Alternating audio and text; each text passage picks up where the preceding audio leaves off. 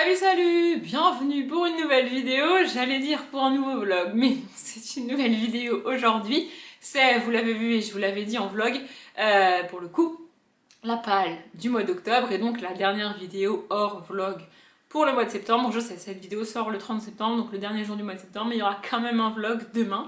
Bref, je l'ai dit en vlog également, j'ai sorti les livres là, donc je vous rappelle, moi j'ai fait ma pâle globale pas du tout, du pumpkin pour les 3 mois quand la vidéo de Guimauve est sortie. Donc c'est-à-dire que j'ai décidé à ce moment-là combien de livres je mettais dans la palle et quel livre je lisais en septembre, quel livre je mettais en octobre et quel livre je lirais en novembre. Et là, du coup, j'ai rangé les bouquins une fois, j'ai tourné la palle du mois de septembre, tout ça, tout va bien. Et là, du coup, j'ai tout ressorti pour vous tourner cette palle.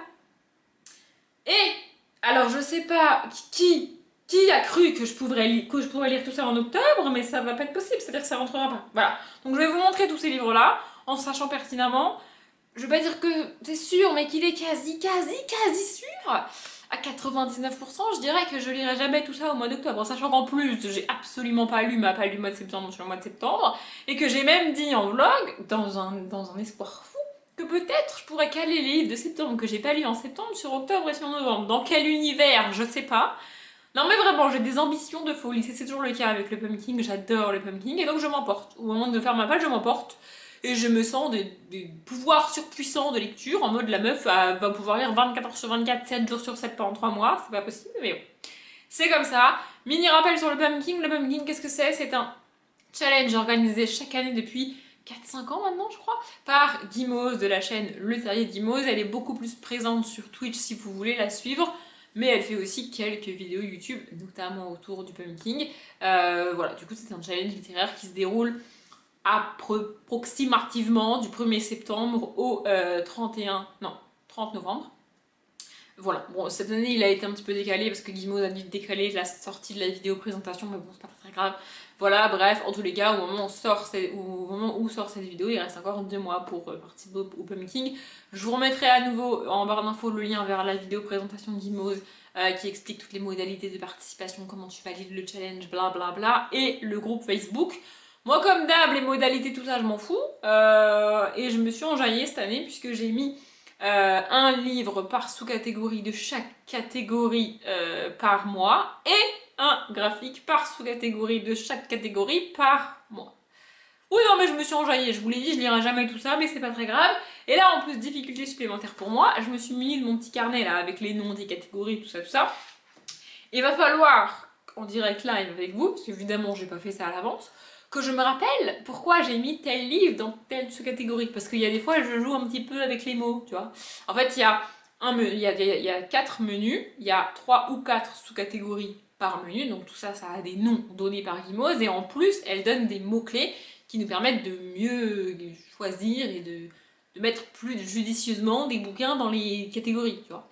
Et moi, je m'amuse avec le nom de la catégorie, le nom de la sous-catégorie, les mots-clés. Enfin, genre vraiment, il y a des sous-catégories pour lesquelles je galère. Et donc, je joue particulièrement bien sur les mots. Voilà. Donc, il va falloir que je retrouve pourquoi j'ai mis tel livre dans telle sous-catégorie. Le premier menu, c'est Automne frissonnant. Et la première sous-catégorie, c'est Ghost Hunt avec les mots-clés exorcisme, chasseur de fantômes, possession, enquête. Là, pour le coup, ça va pas être trop difficile de comprendre pourquoi j'ai mis ce livre-là dans cette catégorie, puisque je l'ai mis Histoire de fantômes, présenté par Roald Dahl. En fait, c'est exactement le même principe que Crime au cœur de lune, présenté par Sharon Harris. En gros, c'est un recueil de nouvelles dirigé par l'auteur ou l'autrice marqué dessus, et l'auteur ou l'autrice a fait appel à d'autres auteurs, d'autres autrices pour écrire des nouvelles dans le recueil de nouvelles. Voilà.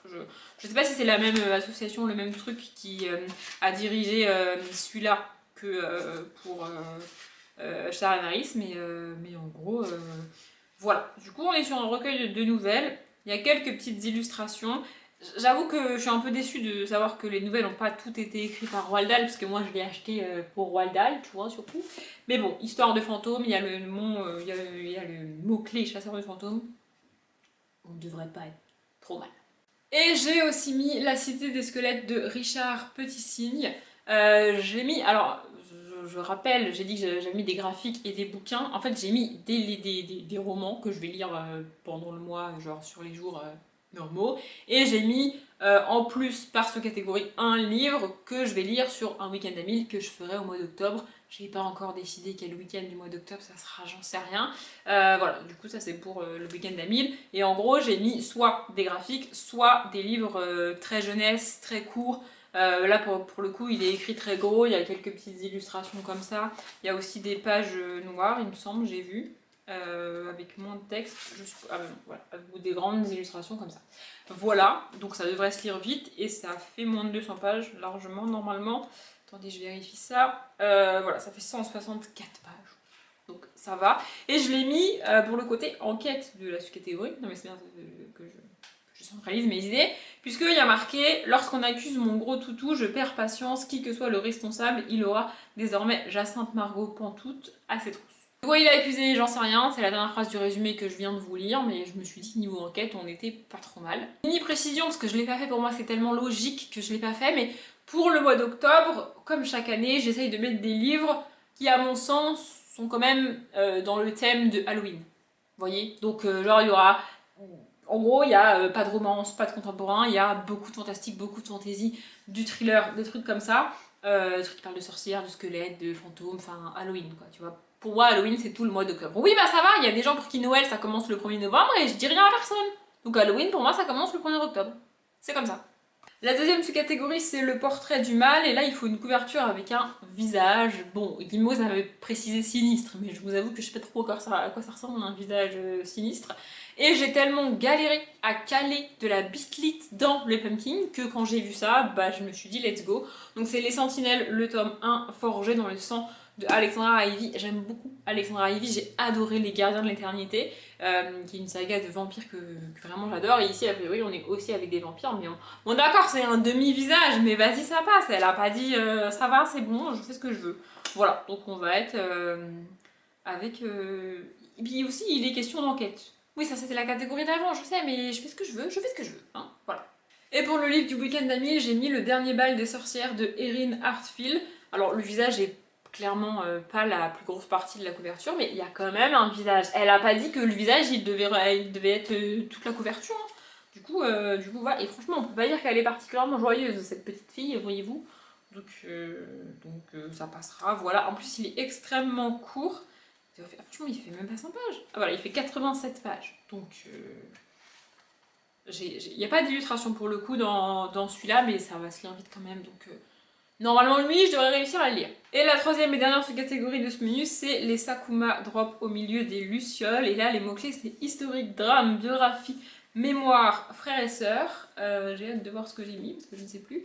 Ah oui, j'ai mis ça. J'ai mis Le Bureau des affaires occultes de Éric Foissier. Il est dans ma palle de l'automne, du coup, voilà.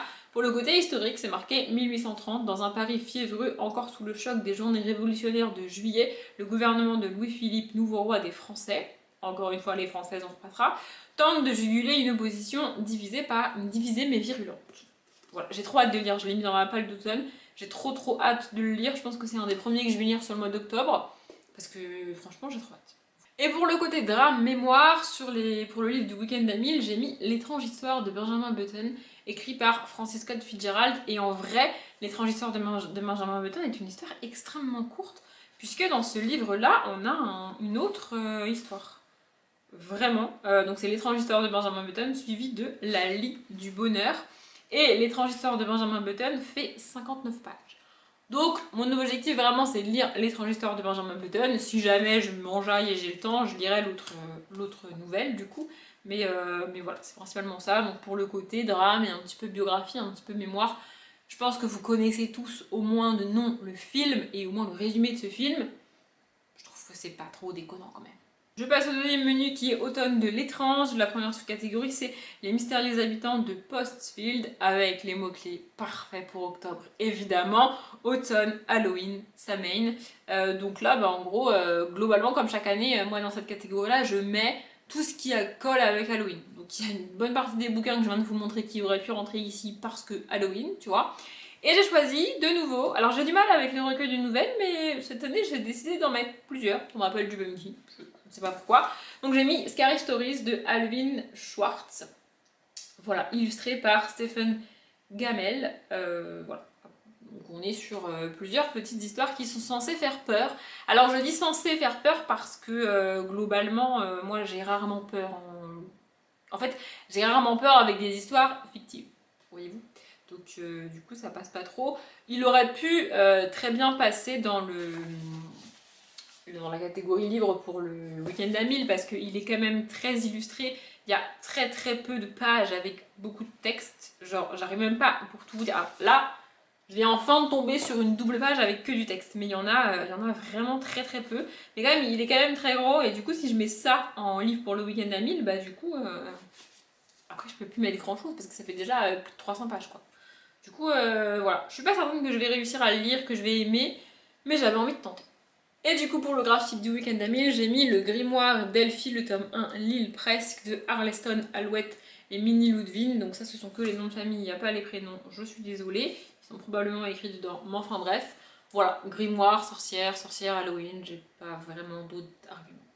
Après une réflexion interne avec moi-même pour me rappeler de pourquoi j'ai mis ce bouquin dans cette sous-catégorie, j'avais essayé de vous l'expliquer. Donc la sous-catégorie suivante, c'est la cueillette des champignons avec les mots-clés forêt, récolte, poison, petit peuple. Et en bouquin, j'ai mis Harry Potter et le prince de sang mêlé, donc le tome 6 de J.K. Rowling.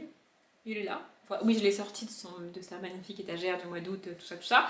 Alors, si je me rappelle bien, c'est dans le tome 6 qu'il est question du collier empoisonné.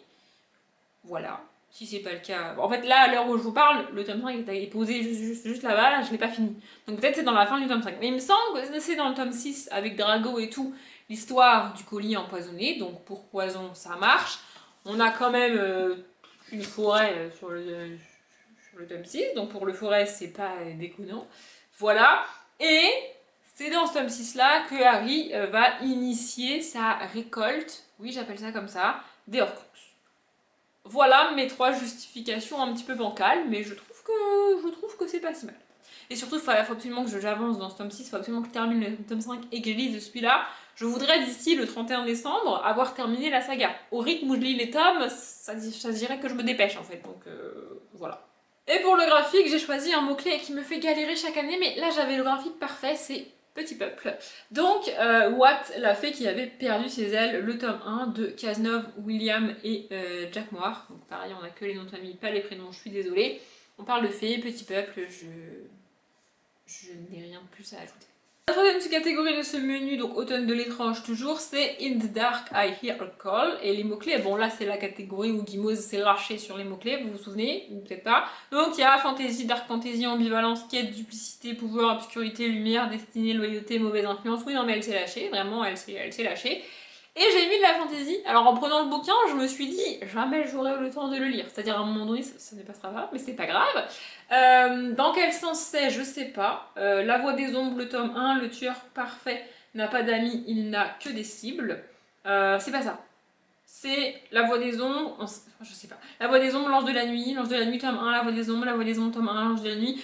Faudrait écrire les choses de manière plus clairement, qu'on puisse être sûr de l'ordre, parce que là c'est pas clair, ça ne va pas, vraiment. De Brentwix, pardon. Voilà, donc le truc est absolument énorme. Bon, c'est de la fantaisie, hein. Je suis pas allée plus loin que le premier mot pour cette catégorie-là. Combien de pages il fait juste pour avoir une idée de combien de pages il fait. Bah oui, bah 700 pages. Ah non, 700 pages, c'est le chapitre premier du tome suivant, apparemment. Donc il fait 694 pages. Merveille.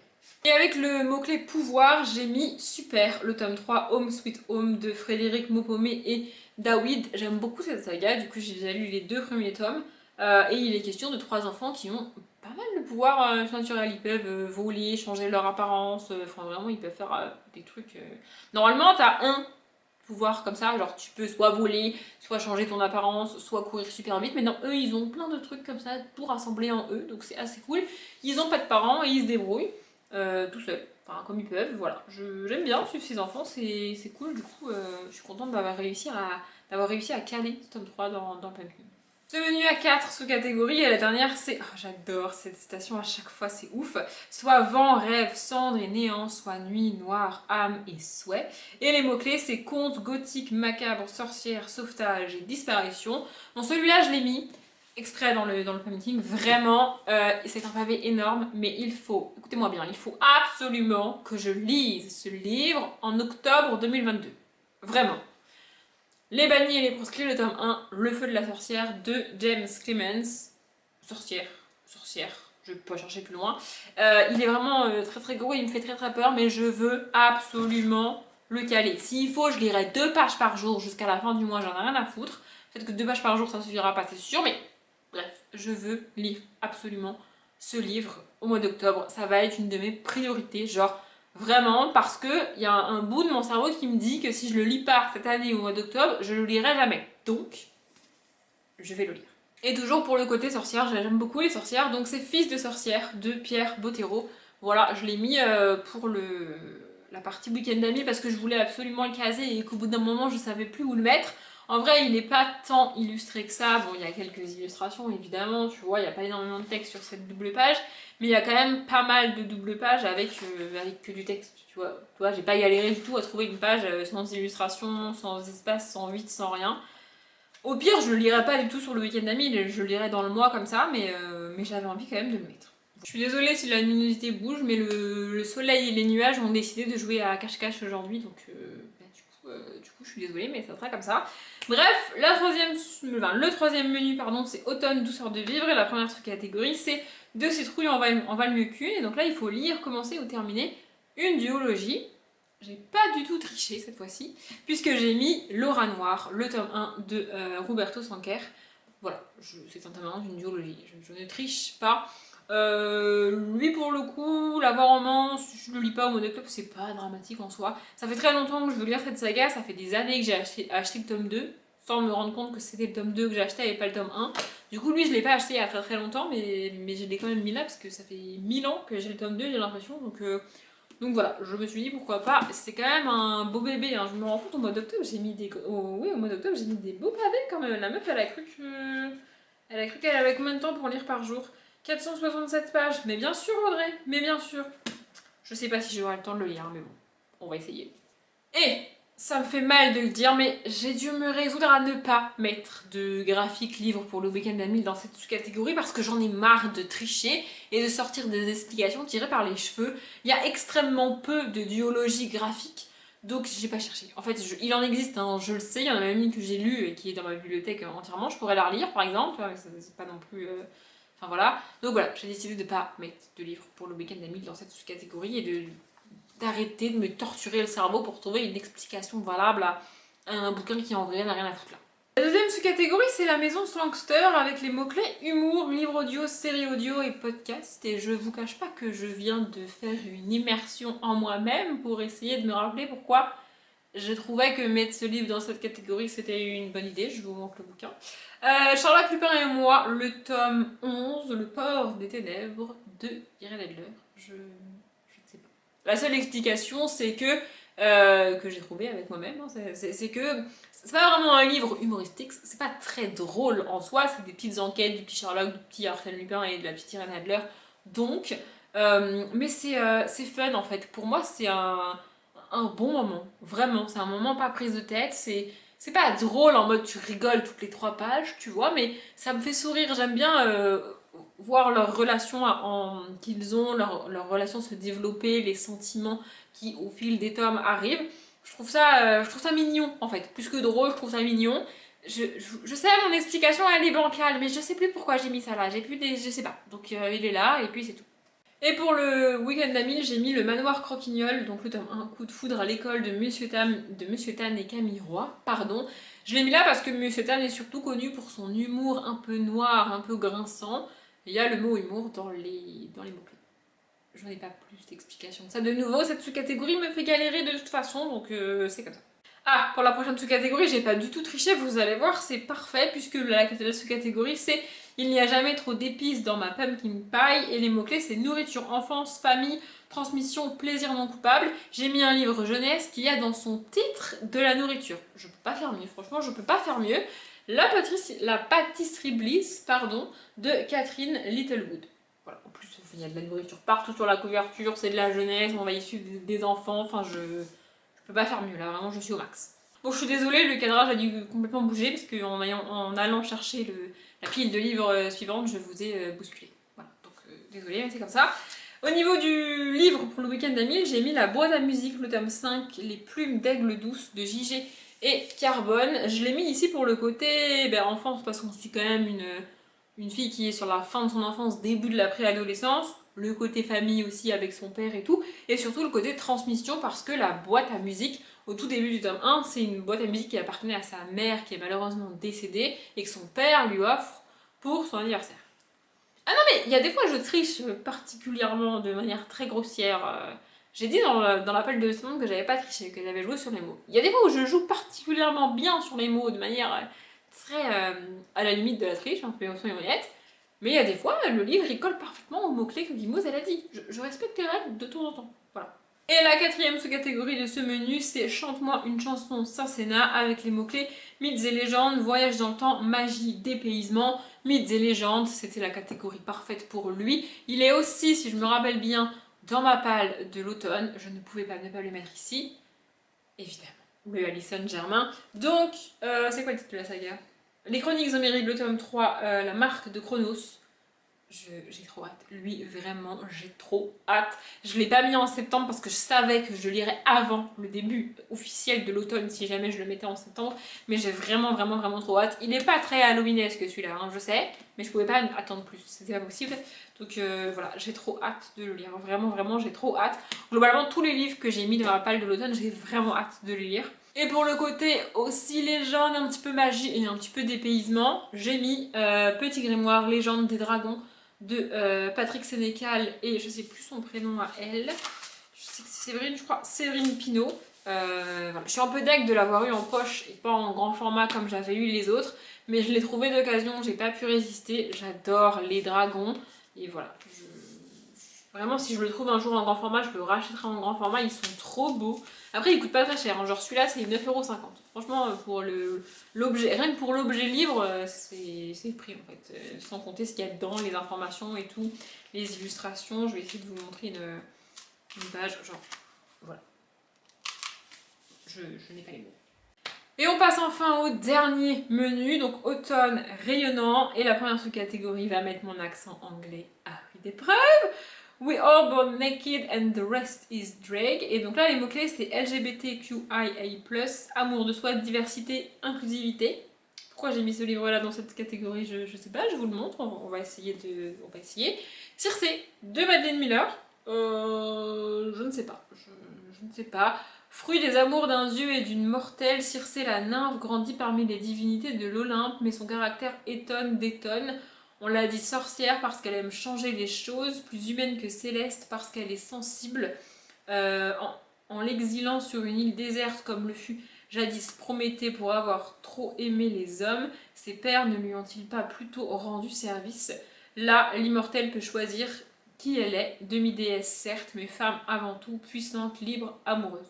Bon bah je pense que clairement après ce résumé là, pour le côté inclusivité, ou plutôt exclusivité, exclusion, on est pas mal, enfin, vraiment. C'est pas si mal. Celui-ci, je me rappelle exactement pourquoi je l'ai mis ici. Donc, c'est Maléfice, les contes d'Alembard de Elsa Bordier et Sanoé. Je l'ai mis ici parce qu'il est question de deux princesses, en fait. En l'absence de ses frères, c'est Michel, princesse de Brumeval, grimée en garçon, qu'on envoie épouser la princesse Gorgona. Sauf que du coup, les deux princesses vont s'allier l'une avec l'autre. Je sais pas s'il va être question réellement d'amour entre elles. Pour le côté LGBTQI+, c'est pas mal, mais je sais pas. Mais en tout cas, elles vont pas se laisser faire en fait. Elles vont s'unir face à leur père, face à leur famille qui veulent qu'elles se marient parce qu'il n'y a pas de garçon, c'est quoi ce délire, tu vois. Donc voilà, pour le côté amour de soi en fait. Elles se font passer elles-mêmes avant leur famille et leurs obligations. Et je trouvais. Franchement, je trouve que c'est pas mal. Deuxième menu, de nouveau en anglais Guimauve, franchement, you cannot eat the money. Donc là, les mots-clés, c'est écologie, post-A, anticipation, SF. Et ce que vous allez voir est exceptionnel. J'ai mis non pas un, mais deux livres de SF dans cette catégorie. Je ne lis jamais de SF, mais là, vraiment, je me suis dit, vas-y à fond.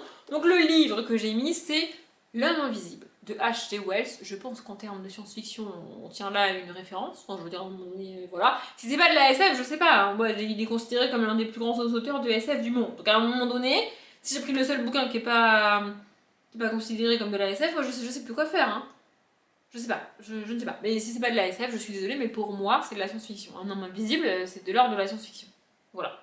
Et pour le graphique, évidemment, j'ai pris le graphique de ma palle de l'automne, donc Roger et ses humains de Paka et Cyprien Yov, robot, science-fiction robot, pas mal, non? Et enfin, la toute dernière sous-catégorie, c'est le don de Meriwick avec les mots-clés bienveillance, guide, sororité, relation, guérison, amour.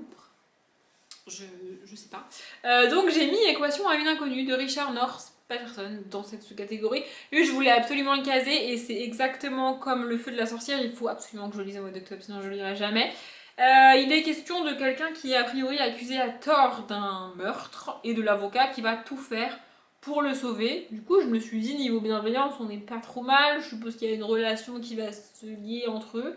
Je ne sais pas. Vraiment, je ne sais pas, mais il est là. Voilà.